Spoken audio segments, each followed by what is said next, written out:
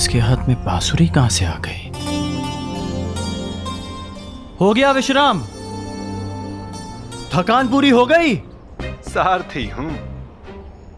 रथी की थकान को दूर करना भी मेरा कर्तव्य है।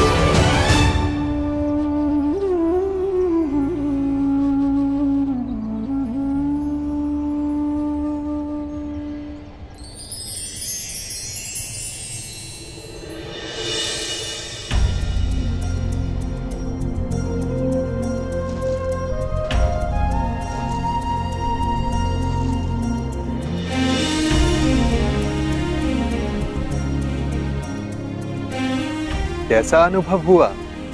अद्भुत, दिव्य, एक नई ऊर्जा अनुभव कर रहा हूं। मन में शांति है, संतोष है, आनंद है। जब मन शांत है, संतुष्ट है, तो क्या अब भी युद्ध करना चाहते हो या वापस अंग चलना है? मेरे लिए शांति और संतोष मेरे कर्तव्य पालन में है, मेरे वचन पालन में है। और इस समय मेरा कर्तव्य और वचन मुझे जरासंध की सहायता के लिए पुकार रहे हैं। प्रस्थान करो नटवर। जैसी महारथी की इच्छा।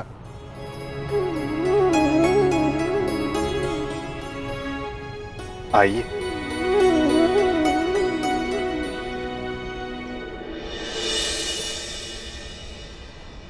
अच्छा, वर्णावतवासी माता कुंती का सत्कार करना चाहते हैं? जी।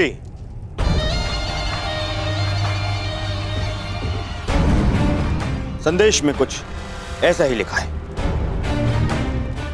हम वारणावतवासी युवराज माता कुंती का मातृत्व प्रतीक के रूप में सत्कार करने की अभिलाषा रखते हैं।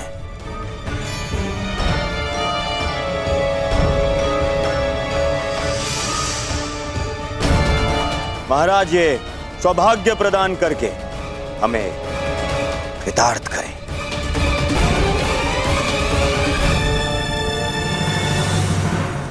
बहुत ही सुंदर विचार है। वास्तविकता में भ्राता पांडु की भार्य इस सम्मान की अधिकारिणी है भी।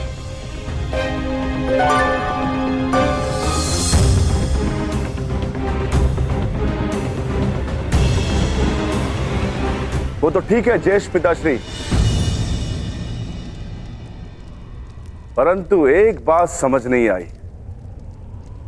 ये निमंत्रण तुम्हें क्यों भेजा गया दुर्योधन?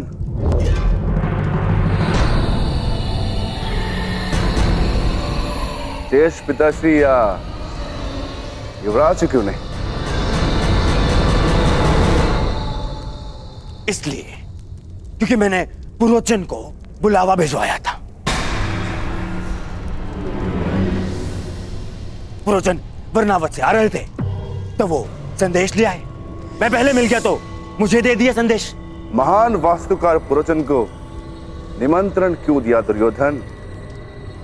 ऐसी कौन सी नई इमारत का निर्माण करवा रहे हो?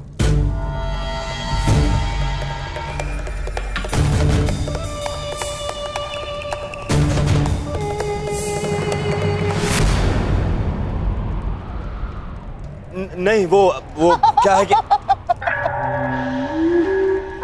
अब कोई लाभ नहीं मेरे होने वाले सम्राट, कोई लाभ नहीं। चतुर भीम ने तुम्हें पकड़ ही लिया है।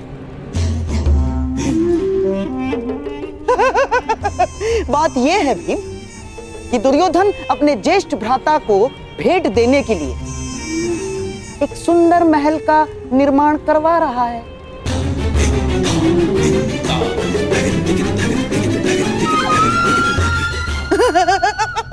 और इस विषय में महाराज श्री को भी ज्ञात है।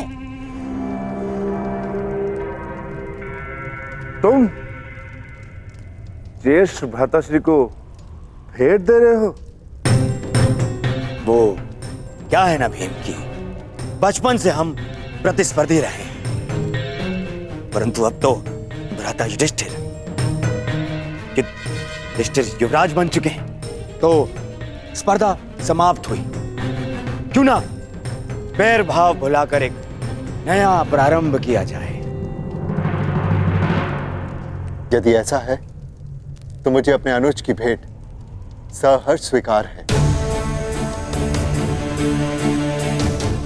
भाइयों के मध्य ये प्रेम मेरे आनंद का कारण बन रहा है, तो पांडु पुत्र और युवराज माता कुंती कल प्रातः प्रस्थान करेंगे। प्रबंध किया जाए विदुर।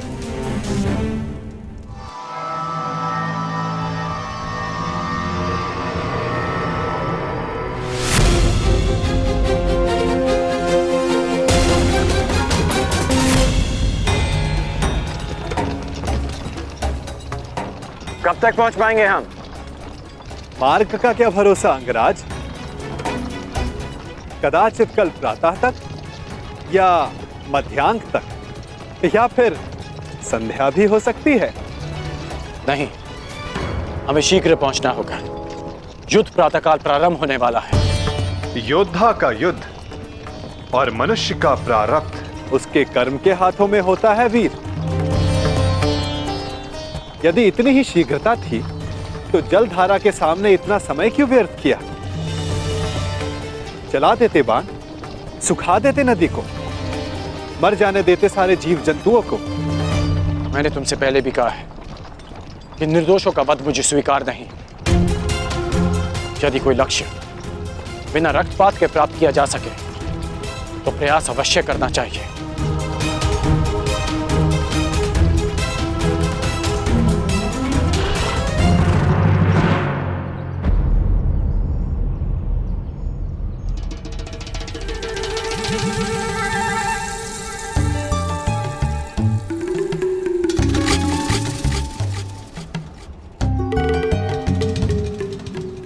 अरे अचानक ये क्या? वन इतना घना क्यों हो गया? यह कैसे संभव है? यही तो मुझे भी आश्चर्यचकित कर रहा है। कल तक तो ये मार्ग ऐसा नहीं था।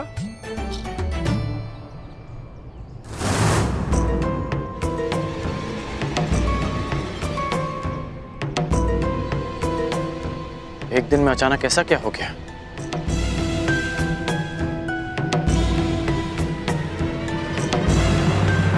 मैं देखकर आता हूं कि कहीं हम मार्ग तो नहीं भटक गए। अवश्य।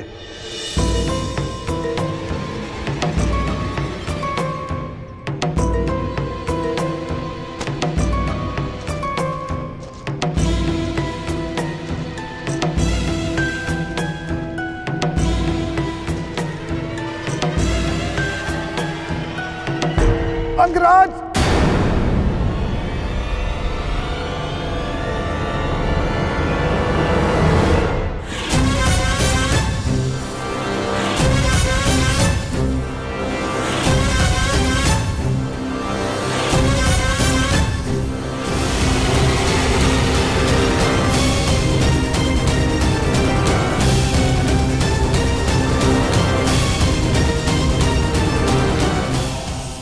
करो अंगराज, रक्षा करो। मैं आपका सारथी हूं, मेरी रक्षा करना आपका कर्तव्य है अंगराज। रक्षा करो अंगराज, ये सर्प मेरे प्राण ले लेगा अंगराज। अंगराज सहायता करो अंगराज, अंगराज, अंगराज।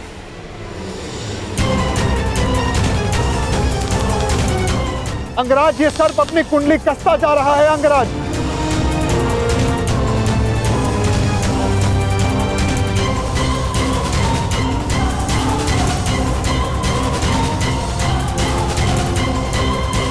अंगराज सहायता।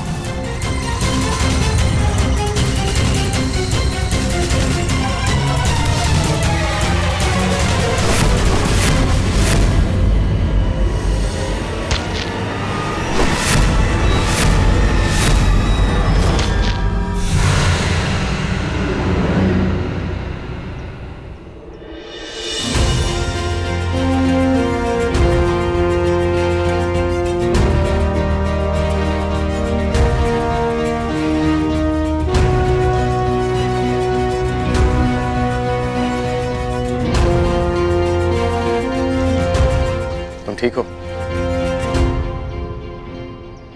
तो चलें। जलधारा के जीवों को नहीं मारा, परंतु इस सर्प का वध कर दिया।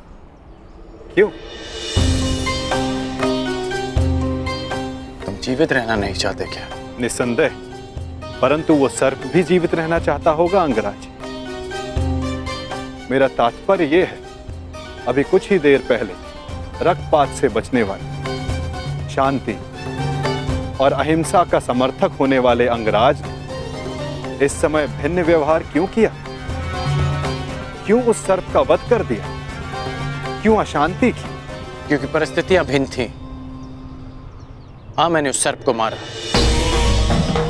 क्योंकि उसने तुम पर आक्रमण किया। शांति भंग उस सर्प ने की, मैंने नहीं।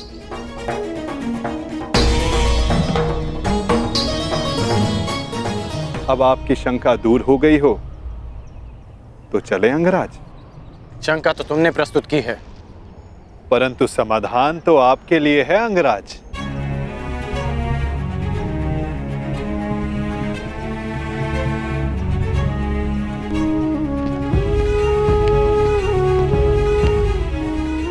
वास्तविक शांति और मिथ्या शांति में अंतर कर पाने की योग्यता, दृष्टिगत से परे देख सकने की क्षमता जो तुम में है, वो हर मनुष्य में नहीं होती।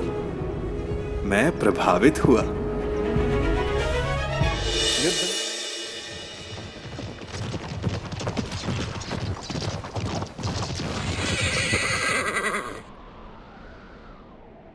ये अचानक रथ क्यों रोक दिया?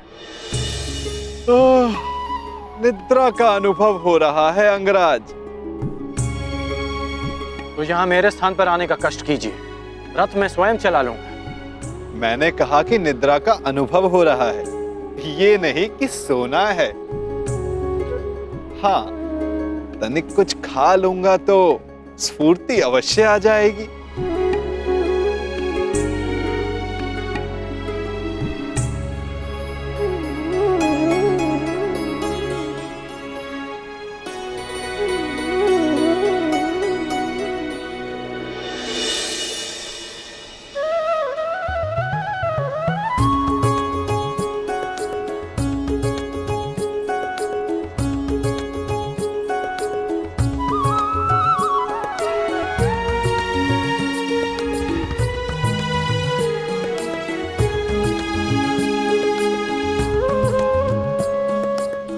ये पात्र कहां से आ गया?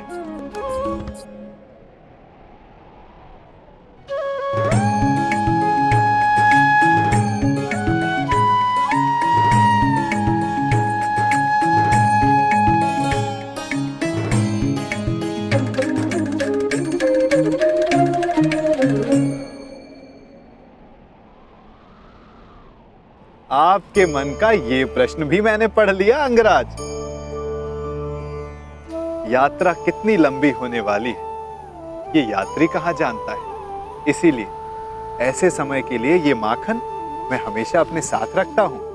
ये मुझे ऊर्जा और स्फूर्ति देता है और साथ साथ मन भी सचेत रखता है।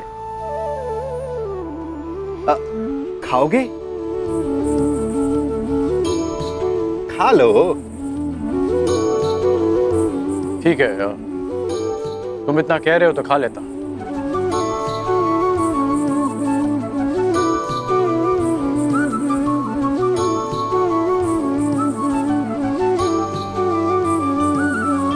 कहा था ना स्फूर्ति मिलेगी।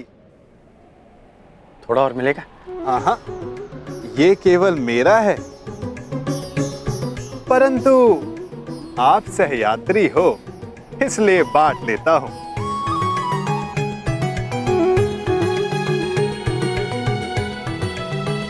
कभी सुना है आपने कि माखन और दूध में शत्रुता हुई है? इस बात का क्या तात्पर्य है मैं समझा नहीं। क्या पूछना चाहते हो? यही कि वासुदेव कृष्ण से युद्ध करने क्यों जा रहे हो?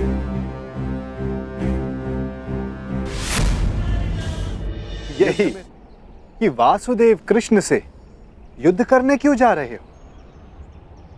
जबकि समान गुण वालों को मित्र होना चाहिए। अच्छा, हम दोनों में क्या समानता है बताओ?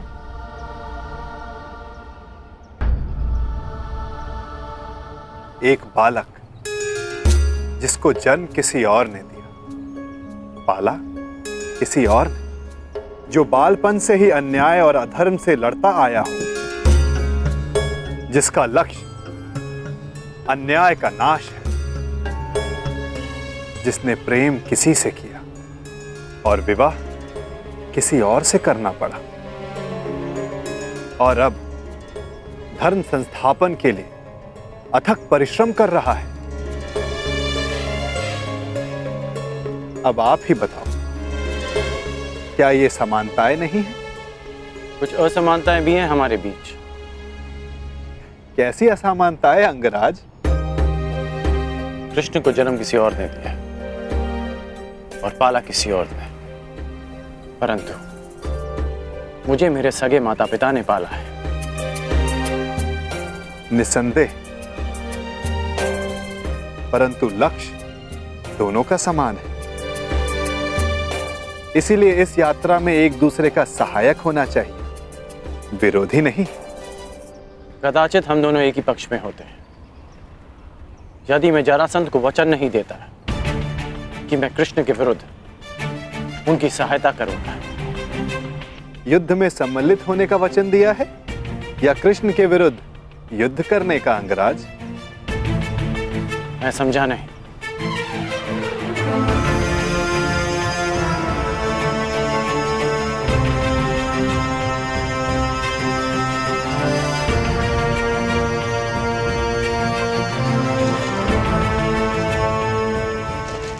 जिस प्रकार आंगन में बीज बोने से पहले ये जान लेना चाहिए कि उससे फल मिलेगा या कांटे, उसी भांति वचन देने से पहले सावधान रहना चाहिए।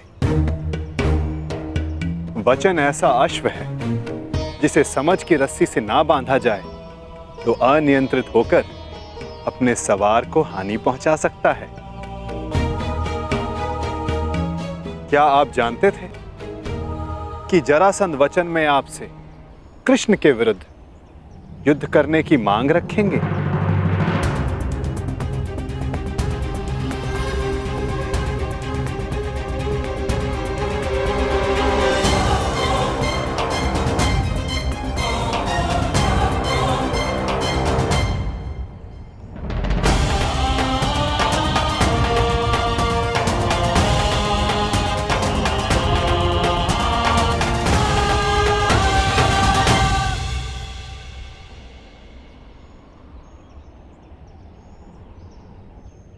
मैंने अपना कार्य पूरा किया अंगराज। आपको समय पर युद्ध क्षेत्र पहुंचा दिया मैंने।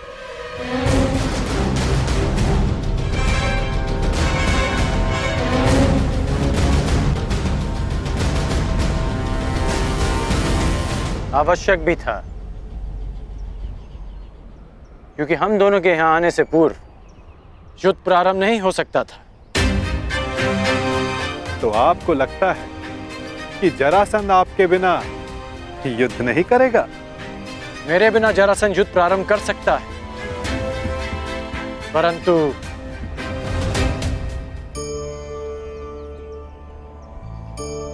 परंतु क्या? कहे दीजिए अंगराज।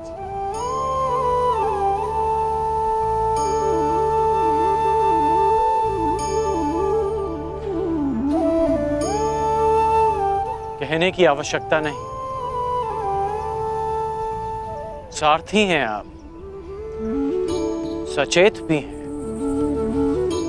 तो अपने रथी का मन पढ़ लीजिए। सारथी का कार्य पूर्ण हुआ, परंतु रथी की तीसरी परीक्षा अभी शेष है।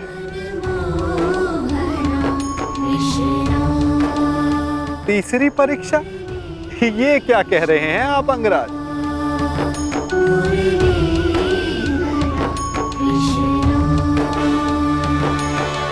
वही जो आप ना समझने का अभिनय कर रहे हैं।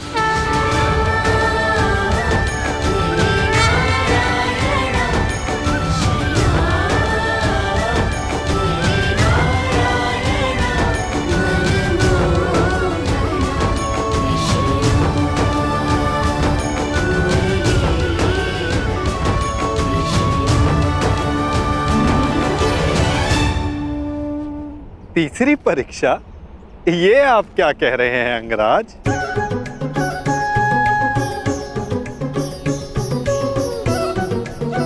वही जो आप ना समझने का अभिनय कर रहे हैं।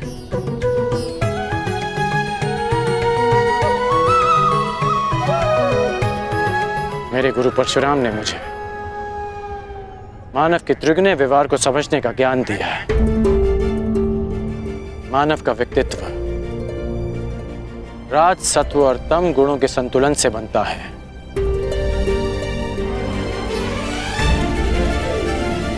कहते जाओ अंगराज, मैं सुन रहा हूं। रजगुण मनुष्य को स्वार्थी बनाता है।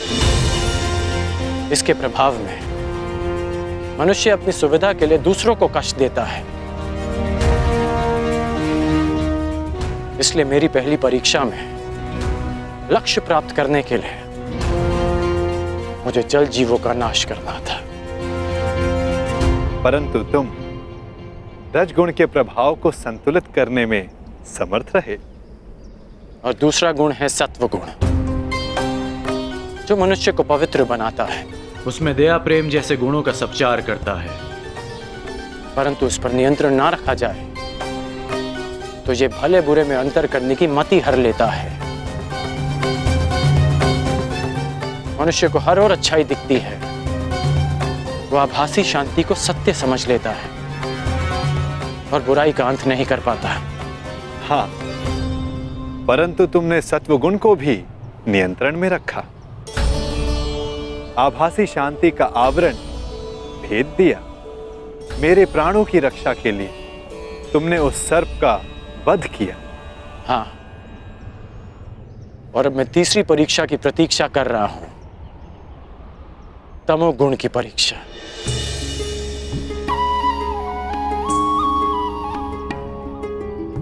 उत्तम, परंतु ये किसने कहा कि तम गुण की परीक्षा अभी चल नहीं रही है?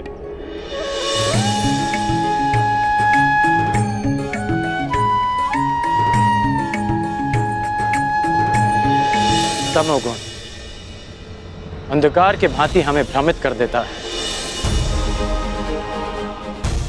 ठीक कहा आपने कि तमोगुण की परीक्षा इस यात्रा के साथ ही प्रारंभ हो गई थी। इस यात्रा के प्रारंभ में ही मेरे सामने एक भ्रम का, एक माया का आवरण बनाया गया। परीक्षा यह थी कि मैं इस आवरण के पार देख पाऊंगा या नहीं। अति सुंदर। तो कुछ देख पाए अंगराज?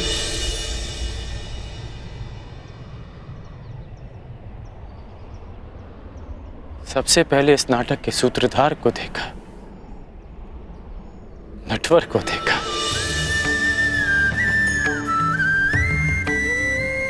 फिर उसे भी देखा जिसकी मुरली की धुन पर पूरी प्रकृति नाच उठती है। मुरलीधर को देखा, फिर उसे देखा जो जीवन से ज्ञान उस भांति मथ लेता है जैसे दूध में से माखन। माखन चोर को देखा,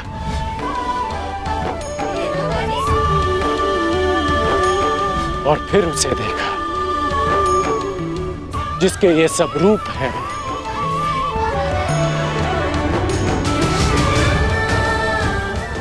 वासुदेव। मैंने वासुदेव को देखा।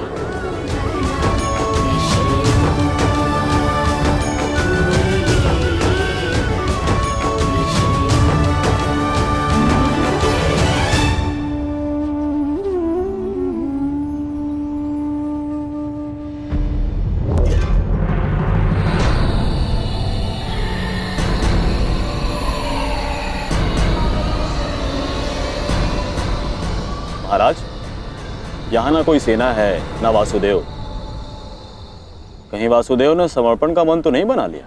नहीं, यदि समर्पण करना होता तो वो कर्ण को अपने साथ नहीं ले जाता। कृष्ण या तो युद्ध करेगा या फिर से कोई छल। यही जानना चाहता था कर्ण कि तीनों गुणों के प्रभाव को नियंत्रित कर सकने की क्षमता तुम में है या नहीं। मैं संतुष्ट हुआ। इस जीवन में मैंने तुमसे अधिक विलक्षण पुरुष नहीं देखा। सूर्य देवता है, पर मनुष्यों में सूर्य तुम हो कर्ण। धन्य है तुम्हारी माता, धन्य है तुम्हारे पिता।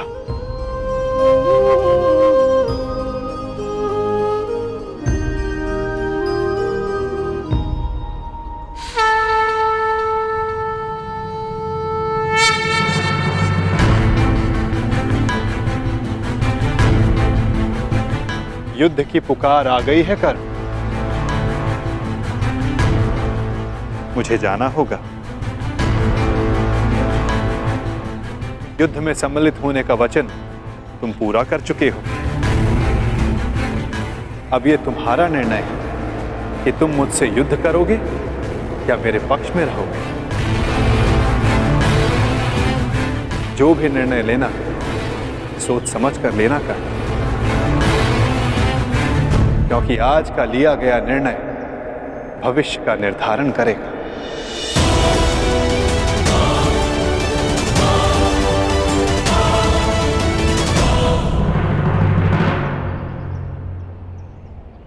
कृष्ण, रण छोड़। कहाँ है तू? फिर से रण छोड़कर भाग गया।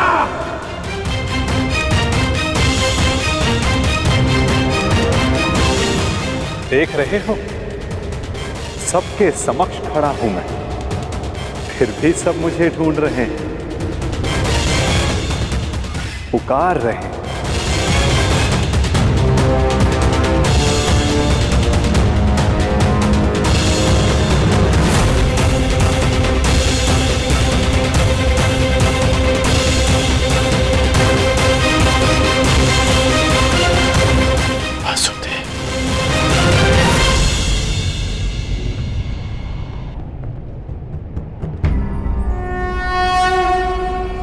यदा यदा हि धर्मस्य ग्लानिर्भवति भारत अभ्युत्थानम् अधर्मस्य तदात्मानं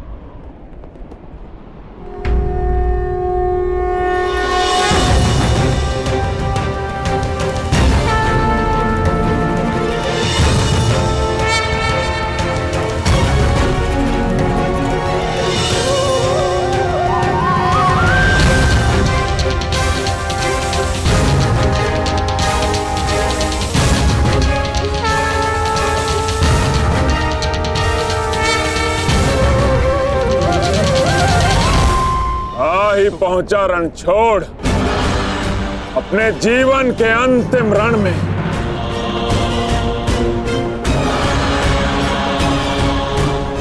तो कर्ण को छल करके अपने साथ ले गया ताकि युद्ध को टाल सके,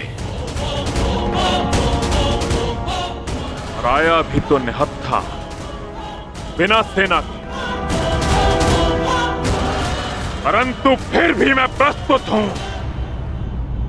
आज मैं तुझे समाप्त कर दूंगा कृष्ण। विकास के प्रयास को प्रशंसा मिलती है जरासंध, विनाश के प्रयास को नहीं।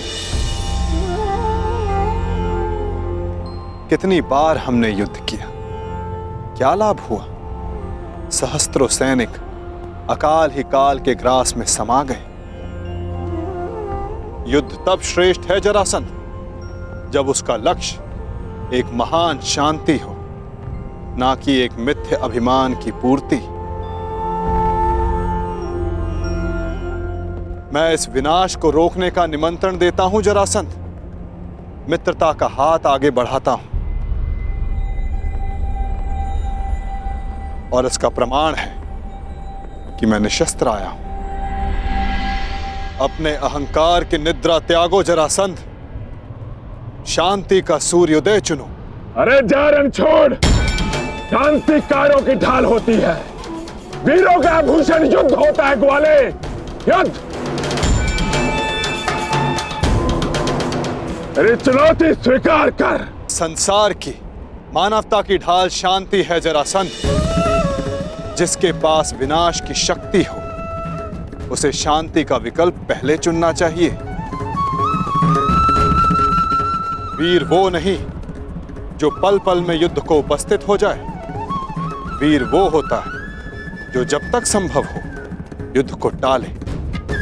तुम्हारे नाम में ही संधि है, तो फिर क्यों युद्ध के कंकड़ से शांति का पात्र तोड़ते हो जरासंध? यदि शांति का पात्र छलका तो विनाश बाहर आएगा। मैं कोई मथुरा का ग्वाला नहीं जो तुम्हारी इन मीठी मीठी बातों में आ जाऊं। तुम्हारे उद्देश्यों के बाणों का जरासंध के कवच पर कोई प्रभाव नहीं पड़ेगा।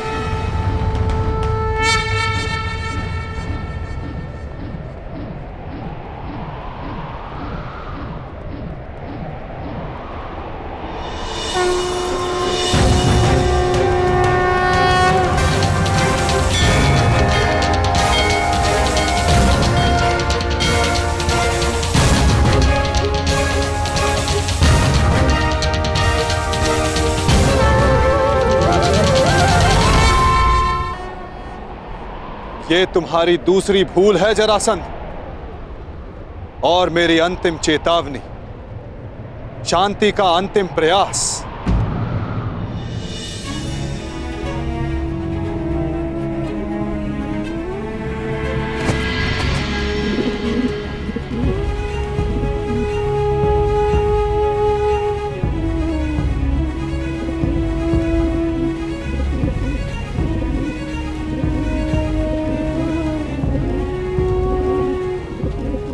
सुन रहे हो जरासंध? ये अबोध भी कह रहा है कि शांति रखो। इसके स्वर के बीच के विराम की शांति अनुभव करो जरासंध।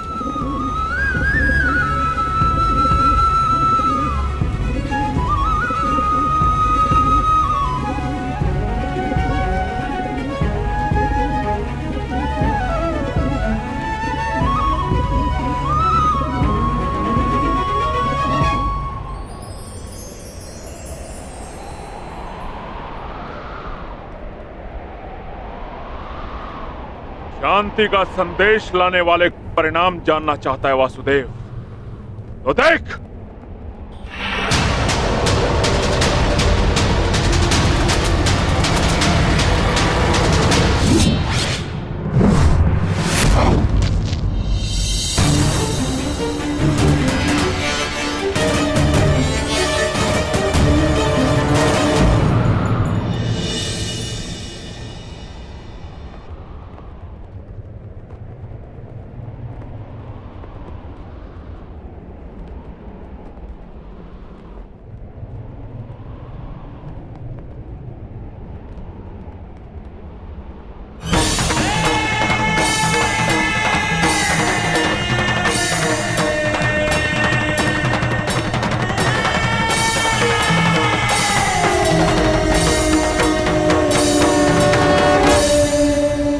मैं संधि प्रस्ताव लाया। तुमने शांति दूत का वध किया, मैंने शास्त्र से समझाने का प्रयास किया। तुमने शस्त्र उठाया, मैं प्रेम लाया था। तुमने युद्ध की मांग की। तुम्हें युद्ध चाहिए जरासंध, तो लो, मैं तुम्हें युद्ध देता हूं।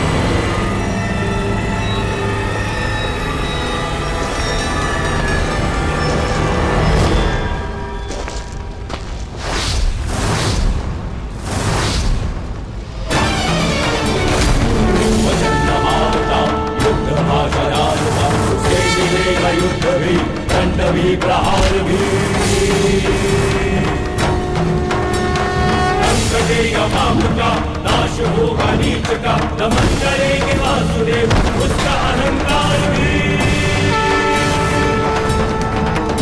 रथचक्र के प्रहार से विनाश हुंकार से क्रोध अग्नि कृष्ण की करेगी पाप का दलन। पाप से धती धरा काही मां पुकार दी ईश द्वारिका समक्ष अपना प्राण मांग दी।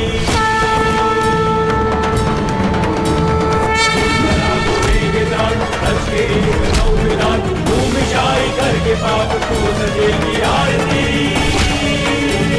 भूमिशाई करके पाप को सजेगी आरती।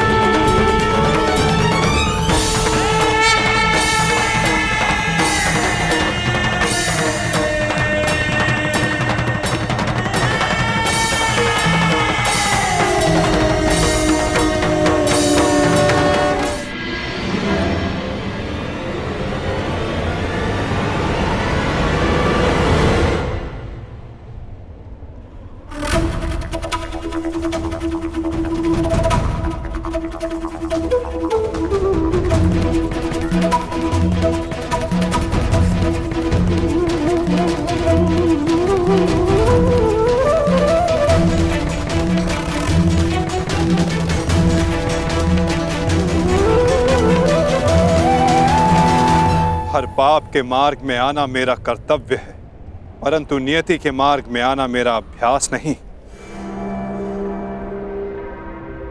तुम्हारी मृत्यु किसी और के हाथों लिखी है जरासंध, इसलिए आज मैं तुम्हें पुनः जीवन दान देता हूं।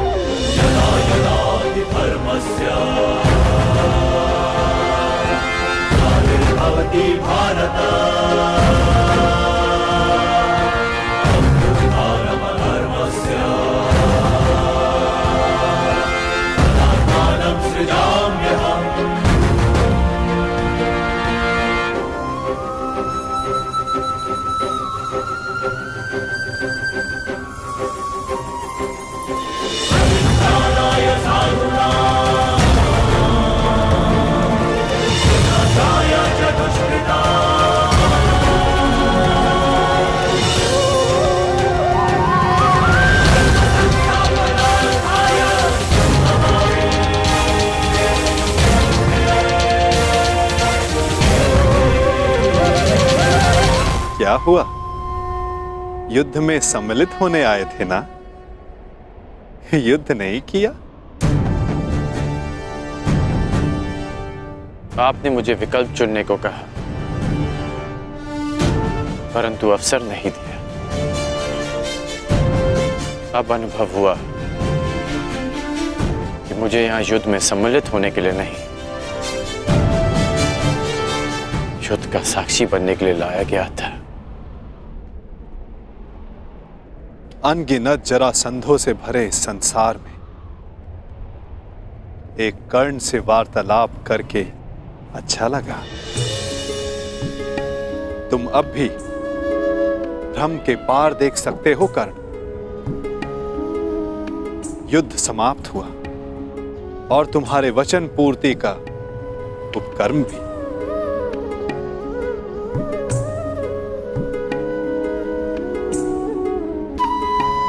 तो प्रस्थान करें?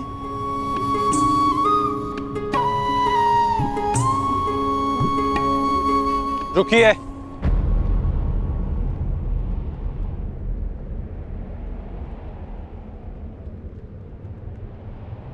वासुदेव,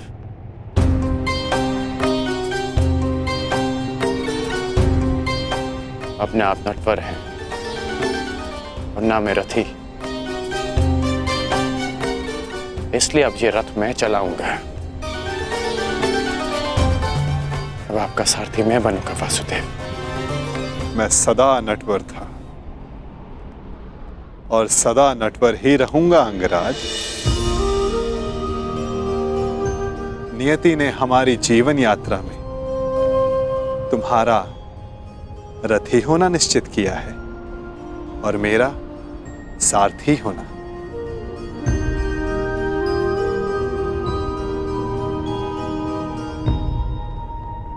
जो मन में है कह डालिए अंगराज। युद्ध ना कर पाने का खेद है? नहीं,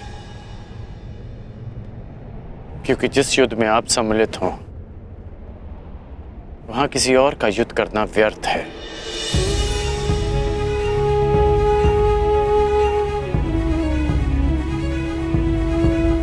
नियति के चक्र को कौन समझ पाया है कर्ण? कौन जाने वो दिन आए कि हम दोनों युद्ध में सम्मिलित हों और मैं सम्मिलित होकर भी शस्त्र ना उठाऊं।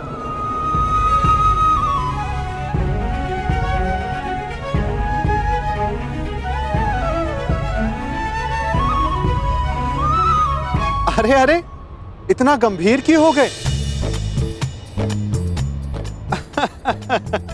मेरी हर बात पर विश्वास करोगे तो चले जाओगे, और यदि मेरी हर बात पर अविश्वास करोगे तो अधिक चले जाओगे।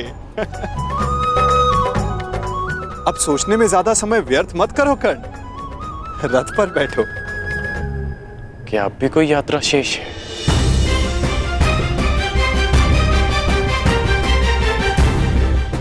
यात्रा तो अनावृत नियम है कर्ण। तुम्हारी मगध की यात्रा समाप्त हुई, हो सकता है कहीं और किसी नई यात्रा का प्रारंभ करने जा रहे हो।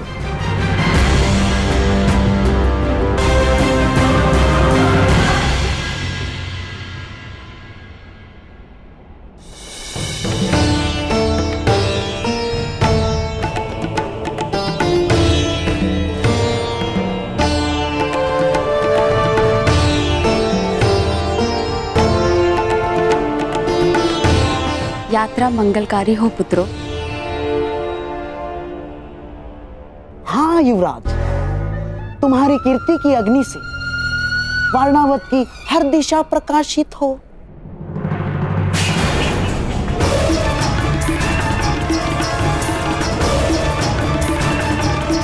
पहना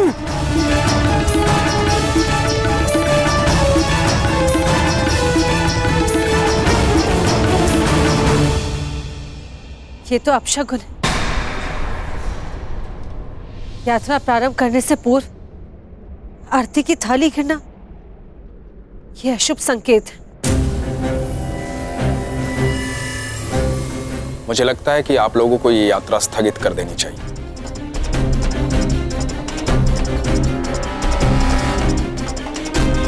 शास्त्रों में लिखा है, किसी भी शुभ मुहूर्त में कोई विघ्न आए तो उसे टालना ही उचित है। भ्राता विदुर कह रहे हैं तो यात्रा स्थगित ही कर देनी चाहिए।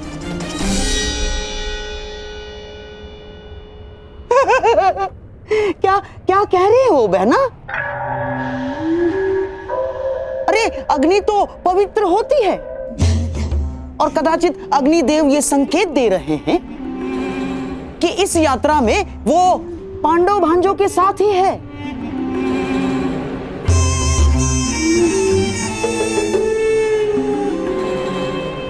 परंतु महामंत्री, आप तो स्वयं नीति कुशल हैं। वारणावतवासी युवराज युधिष्ठिर की प्रजा है, और वहां उनके और बहन कुंती के सत्कार में विशेष प्रबंध कर दिए गए हैं।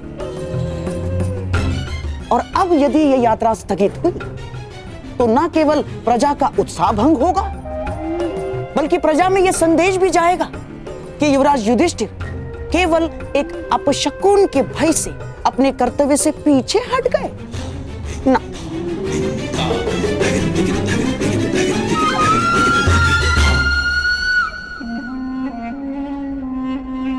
महामंत्री, ये युवराज युधिष्ठिर का अपयश होगा। परंतु यहाँ युवराज की सुरक्षा का प्रश्न है। सुरक्षा? महामंत्री, जिसके साथ भीम और अर्जुन जैसे महाबलशाली भाई हों, जिन्होंने पांचाल को बात ही बात में परास्त कर दिया हो, उन्हें किसका भय? मामा श्री का मत उचित है काका श्री, परंतु आपकी मंत्रणा भी आवश्यक है। यदि आप कहेंगे तो हम नहीं जाएंगे।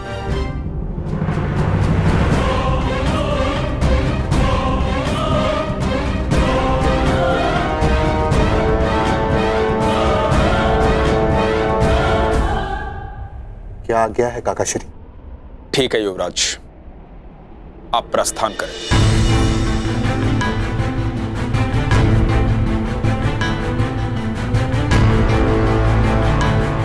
यात्रा मंगलमय हो।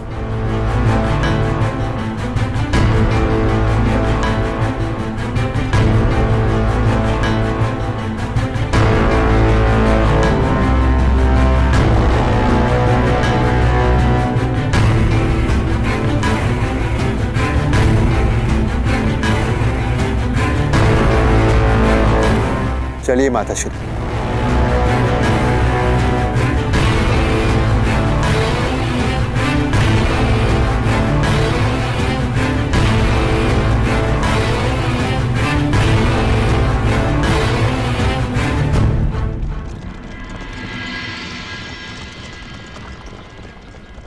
अंतिम विदाई युवराज, अंतिम विदाई।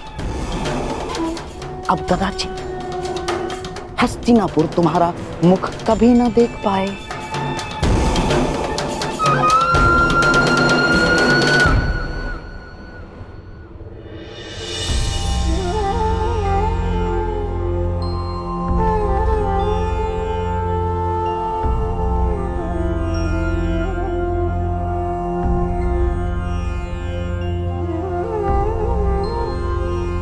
वासुदेव, अभी आपने कहा कि दूसरी यात्रा प्रारंभ हो रही है, तो फिर आप बीच में क्यों रुक गए? विचार कर रहा हूं अंगराज कि कुछ यात्रा यदि प्रारंभ ना की जाए तो भविष्य पूर्णतः भिन्न हो सकता है।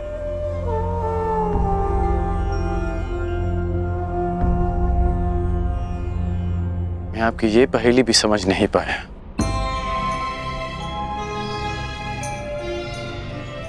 हर पहेली का उत्तर हमारे चयन में होता है अंगराज, और भविष्य चयन पर निर्भर करता है। जीवन जीने के सदैव दो विकल्प होते हैं। एक विकल्प होता है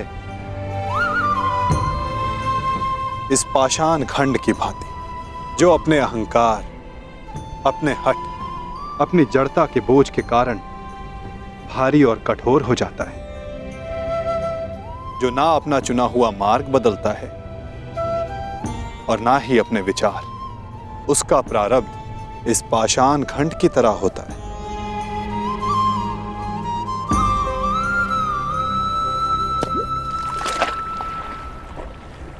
जल में डूब जाना।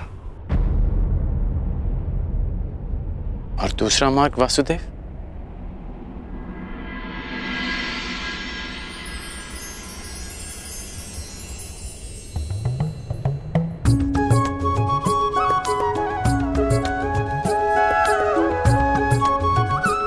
भक्ति मार्ग, इस मोर पंख की भांति हल्का, जो वायु के वेग में बहता है।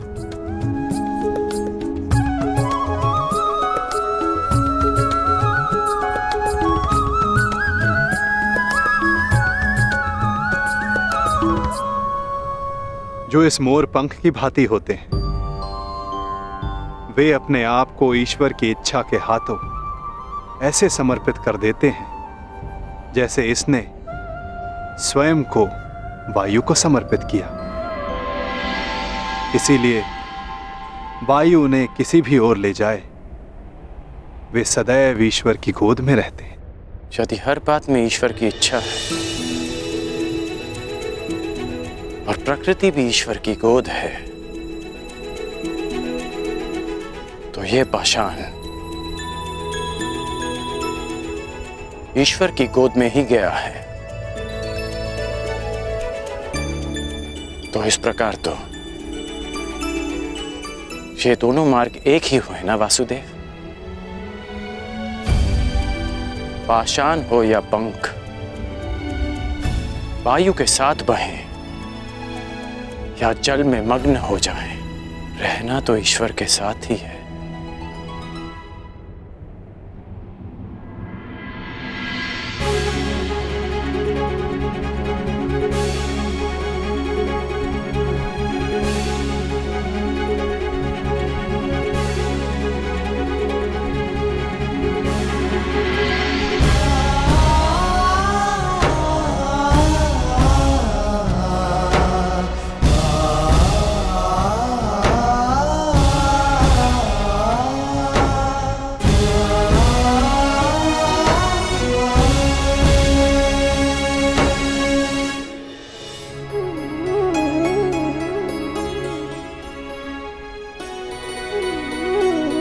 मैं हमेशा तुम्हारी प्रशंसा करता आया, परंतु आज तुमने मेरा सम्मान अर्जित किया है कर्ण। तुमने वो समझ लिया जिसका ज्ञान पाने में ऋषि मुनि अपना सारा जीवन बिता देते हैं। कोई पाषाण खंड नहीं, कोई मोर पंख नहीं। यदि कुछ महत्वपूर्ण है तो कर्म और कर्म के परिणाम। कुछ महत्वपूर्ण है तो हमारा चुना हुआ मार्ग।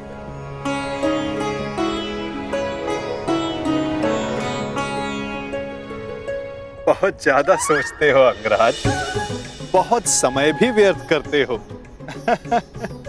अब यहीं रहना है या आगे चलें?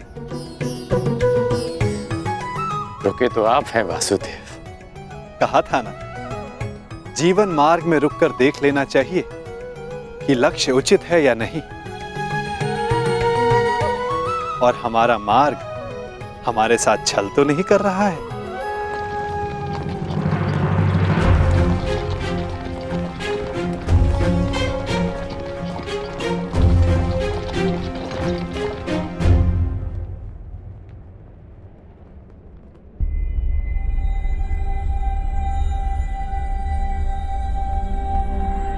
ये दो रथ क्यों वासुदेव? क्योंकि यहां से दो मार्ग जाते हैं कर्ण, एक हस्तिनापुर को और दूसरा पांचाल को। तो अचानक आप पांचाल जा रहे हैं? कहीं इसका संबंध पाषाण खंड और मोरपंख के चुनाव से तो नहीं? नहीं कर, आवश्यक नहीं कि हम केवल पाषाण खंड या मोरपंख ही हों। कभी कभी कर्म के साथ साथ निमित्त भी महत्वपूर्ण होता है। हम में से कुछ पाषाण पानी के लिए निमित्त होते हैं, मोरपंख के लिए वायु का, और निर्माण के लिए अग्नि का। निर्माण के लिए अग्नि का? परंतु अग्नि तो सब भस्म कर देती है। हाँ, परंतु यही अग्नि पवित्र भी करती है अंगराज। और ऐसी ही एक अग्नि का साक्षी बनने जा रहा हूं मैं, जो एक पिता के मन में उत्पन्न हुई। वो अग्नि जो एक दिन सब पवित्र कर देगी।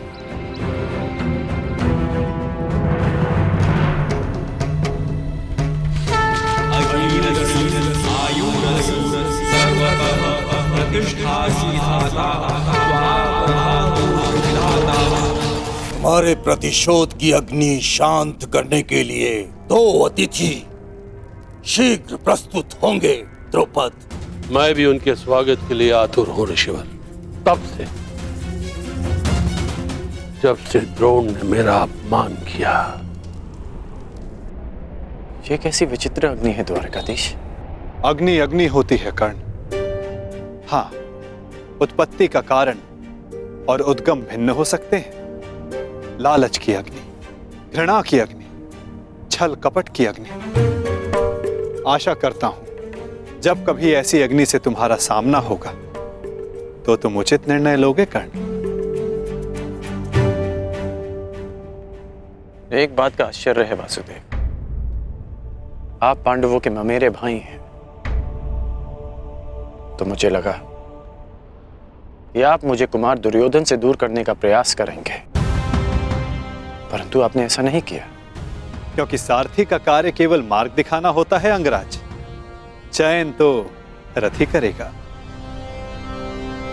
फिर भी यदि समय आने पर चुनाव करना पड़ा तो किसका चुनाव करोगे अंगराज?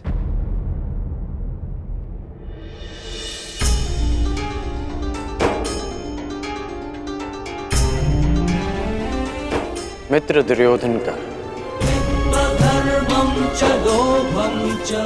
इसलिए नहीं कि मैं उनके प्रत्येक कर्म को उचित मानता हूं, परंतु इसलिए कि उन्होंने मेरी तब सहायता की जब सबकी दृष्टि में मैं तुच्छ था।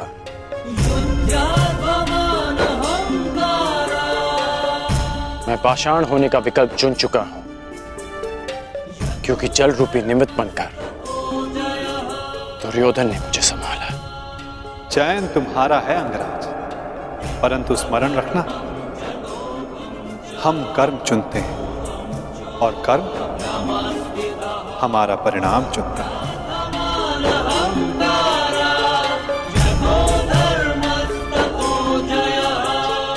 मित्र दुर्योधन का।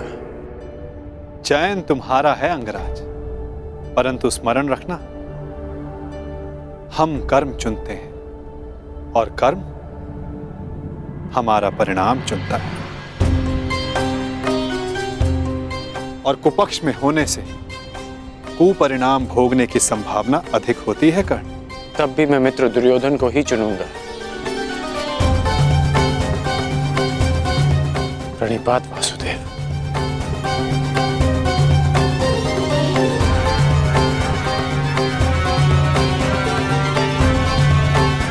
विदा कर्ण।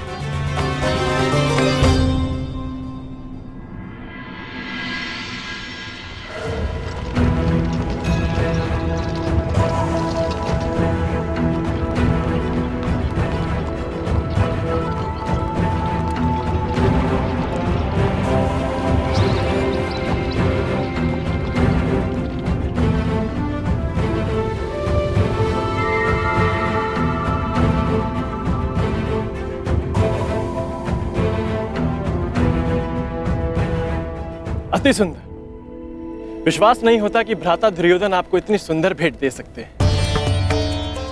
समय के साथ सब बदलता है अनुज। खट्टी कैरी भी समय के साथ बदलकर मीठा आम बन जाती है। अनुज, दुर्योधन को भी दूसरा अवसर अवश्य मिलना चाहिए।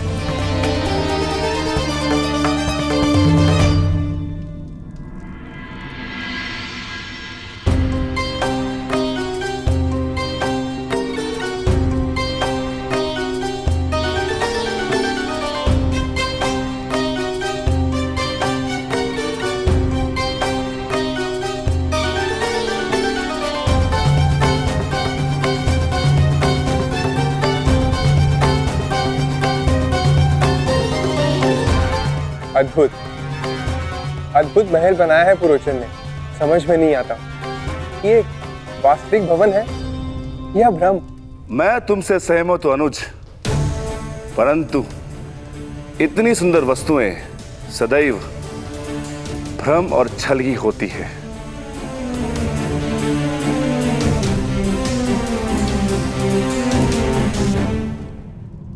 तो कौन सी भूल हो गई मामाश्री? पुरोचन केवल यही संदेश देने तो आए हैं कि पांडव लक्ष्य ग्रह पहुंच चुके हैं। तुम समझते क्यों नहीं हो दुर्योधन? जितने विघ्न शुभ कार्य में पड़ते हैं उससे कई अधिक विघ्न अशुभ कार्यों में पड़ते हैं। उस दिन मैंने राजसभा में बात पलट दी, कहा कि तुम अपने भाइयों के लिए महल बनवा रहे हो, और अब यदि इस पुरोचन को यहां किसी ने देख लिया तो?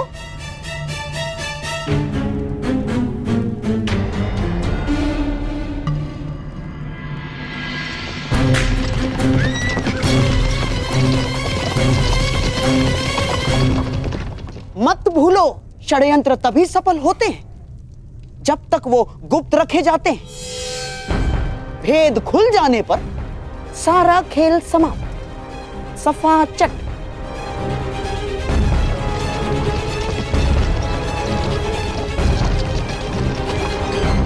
और तुम अपनी बुद्धि लाक्षागृह की नींव में डाल के आए हो। यहां बार बार आने से किसी को संदेह हुआ तो? शीघ्र ही यहां से निकलो, इससे पहले कि यहां तुम्हें कोई देख ले।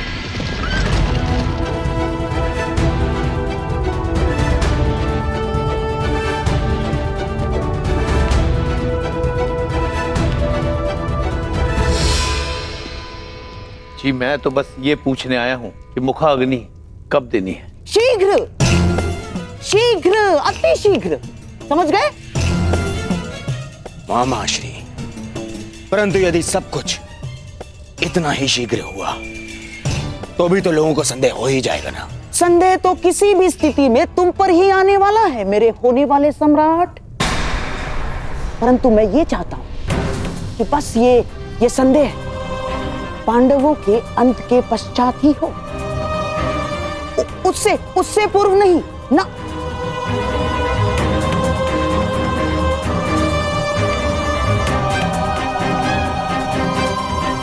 अब देख क्या रहे हो, जाओ। रुको पुरोचन,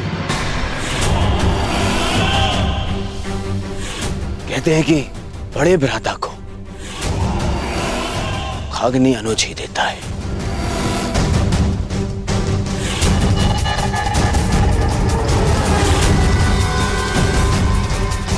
तो फिर मैं अपने कर्तव्य को कैसे भूल सकता हूं? जाओ, ये ले जाओ पुरोचन। मेरे भाइयों की चिता तुमने सजाई है, परंतु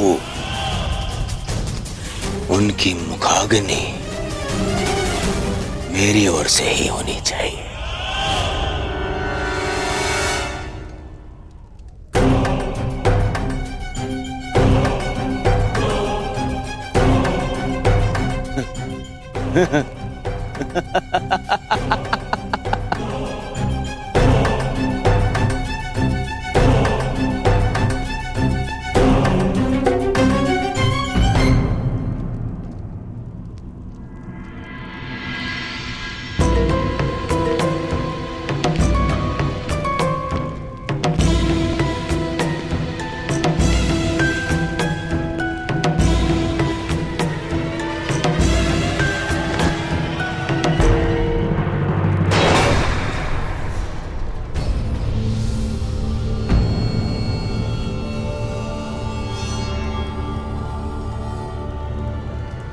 महोदय, इतनी शीघ्रता में कहां जा रहे थे आप?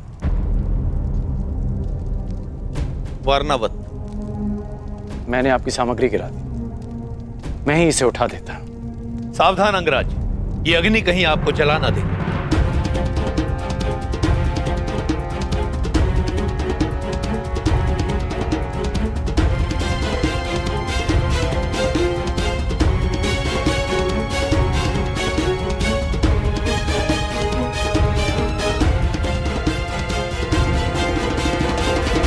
ये अग्नि लिए कहां जा रहे हैं आप? ये अग्नि नहीं है अंगराज, ये वो प्रकाश पुंज है जो हस्तिनापुर का भविष्य बदल देगा,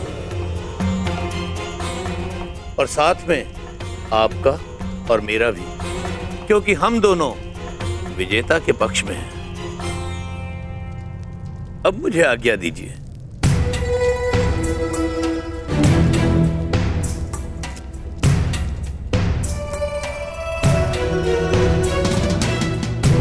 अग्नि, प्रकाश पुंज, हस्तिनापुर का परिवर्तित भविष्य, विजेता का पक्ष, इस सब का क्या अर्थ हुआ? अग्नि अग्नि होती है कर्ण, लालच की अग्नि, घृणा की अग्नि, छल कपट की अग्नि। आशा करता हूं कि जब तुम्हारा सामना ऐसी किसी अग्नि से होगा तो तुम उचित निर्णय लोगे कर्ण। कर्ण, ये है पुरोचन, ये हमारे लिए युद्ध लड़े। युद्ध करे बिना पांडवों को कैसे परास्त किया जा सकता है? ऐसा कौन सा मार्ग है? मार्ग है, उन्हें भान भी नहीं होगा और उनका अस्तित्व सदैव के लिए मिट जाएगा। अग्नि, प्रतिशोध, पुरोचन का व्यवहार और और वासुदेव कृष्ण की चेतावनी, इन सब में कोई संबंध है, और इस संबंध का उत्तर केवल मित्र दुर्योधन के पास है।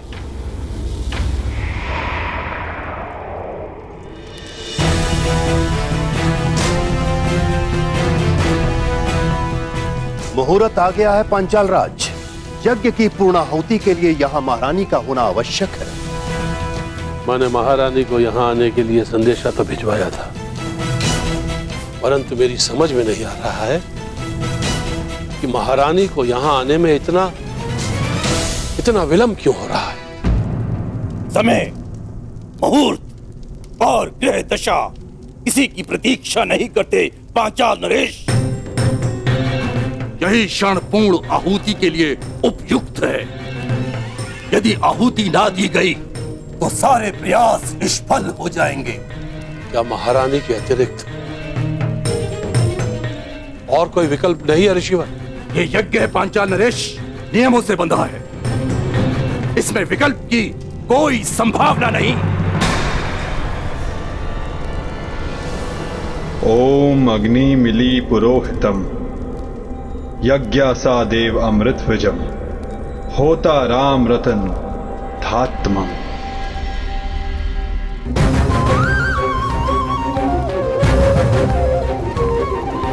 यदा यदा हि धर्मस्य ग्लानिर्भवति भारत अभ्युत्थानमधर्मस्य तदात्मानं सृजाम्यहम्।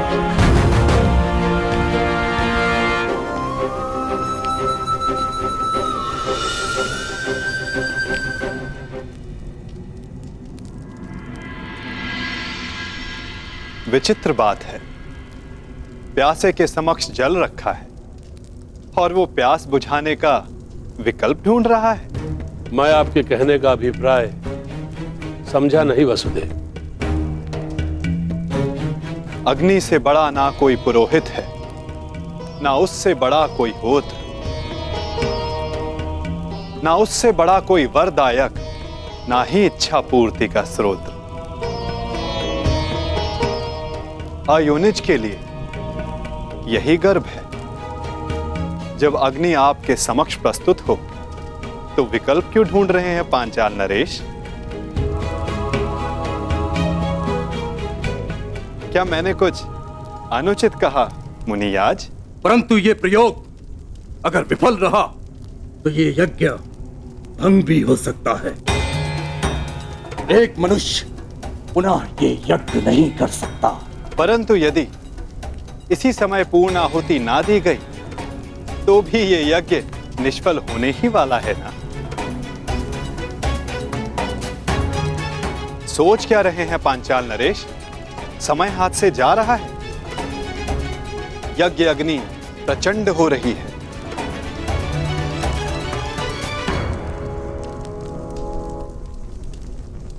कहीं आपकी इच्छा पूर्ति से पूर्व ही ये शांत ना हो जाए। निर्णय ले लीजिए पांचाल नरेश।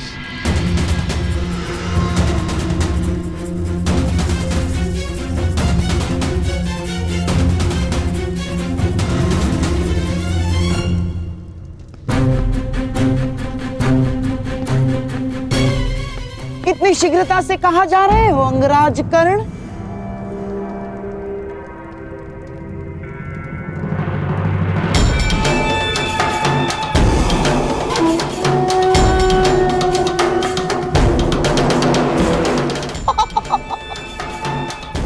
इतनी भी क्या शीघ्रता कर्ण? मुझे अभी अपने मित्र दुर्योधन से मिलना है। परंतु वो संभव ही नहीं, क्योंकि इस समय कुमार दुर्योधन यहां है ही नहीं। मुझे आप पर विश्वास नहीं गांधार नरेश। मुझे ज्ञात है कि मेरा मित्र यहीं है। हाँ?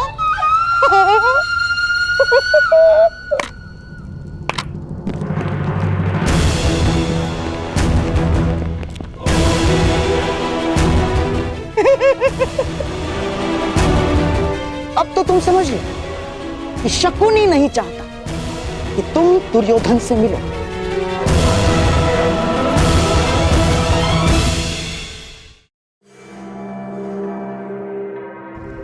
सिंह को मेमने नहीं रोक सकते गांधार राज। और आप ये भली भांति जानते हैं कि आपके ये सैनिक कर्ण को नहीं रोक पाएंगे। परंतु मेरे होने वाले सम्राट का आदेश तो रोक सकता है ना अंगराज कर्ण। तो उनका आदेश था कि तुम अंग प्रदेश जाकर वहां का कार्यभार संभालो। और हां, जब उन्हें तुमसे मिलने की आवश्यकता होगी तो तुम्हें संदेश भिजवा दिया जाएगा। हैं? ठीक उसी तरह जिस तरह पुरोचन को संदेशा भिजवाया गया था।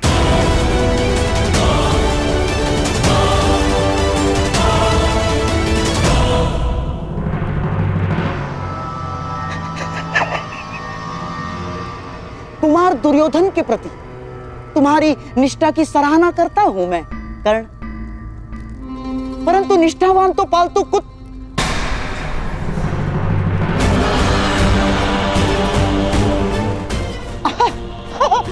मेरा तात्पर्य है कि पालतू जीव भी होते हैं कर्ण। उन्हें अपनी सीमा में रहना उनके हित में होता है। इसीलिए शकुनी चाहता है कि तुम अपनी सीमा में रहो। अंग लौट जाओ।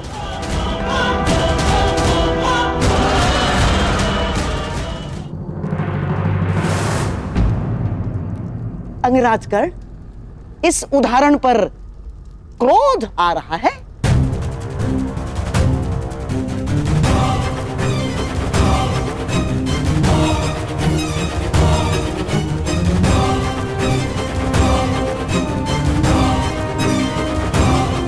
एक क्षण के लिए तो लगा कि आप मेरी तुलना पालतू जीव से कर रहे हैं,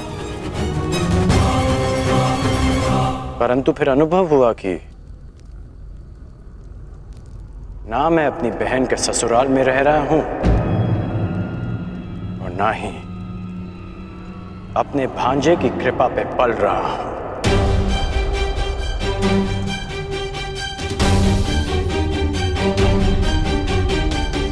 इसलिए आपका यह संकेत स्वयं आप ही के लिए था गांधार राज।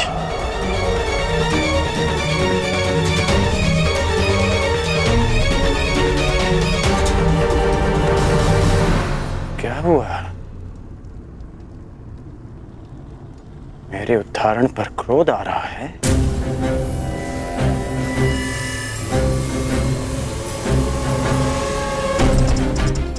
मैं अब तक आपका सम्मान इसलिए करता रहा क्योंकि आप मेरे मित्र के मामा हैं। हम दोनों में केवल एक समानता है कि हम दोनों कुमार दुर्योधन के शुभ चिंतक हैं। और जब जब आपका कार्य मेरे मित्र के हित में होगा तब तक मैं आपको सहन करता रहूंगा। परंतु यदि मेरे मित्र को अनुचित मार्ग पर ले जाने का प्रयास किया तो मैं भूल जाऊंगा कि आप मेरे मित्र के मामा हैं।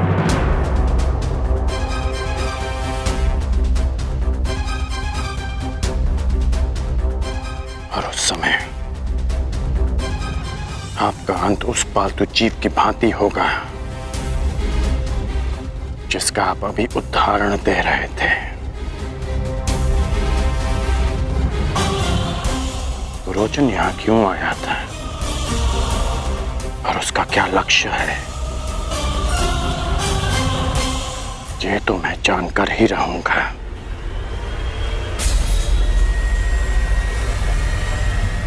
प्रणिपात मामाश्री।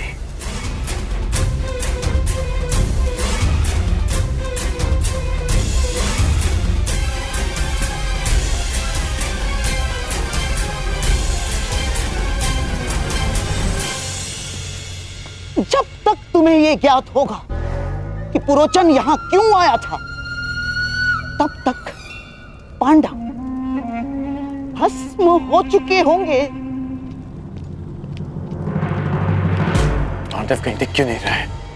और इस मंतव्य को पूरा करने के मध्य शकुनी को कोई नहीं रोक सकता, ना कोई नहीं, तुम भी नहीं अंगराज कर्ण।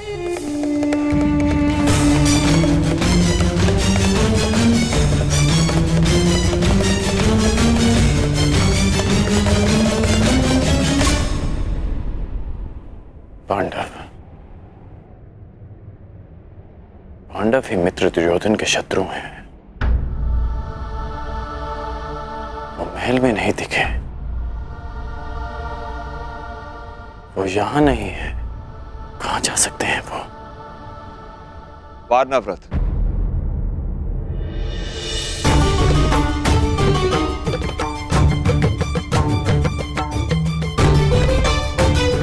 पिताश्री,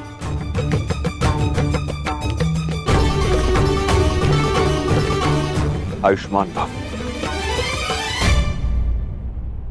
पांडव वारनाव्रत में? हाँ, वारनाव्रत।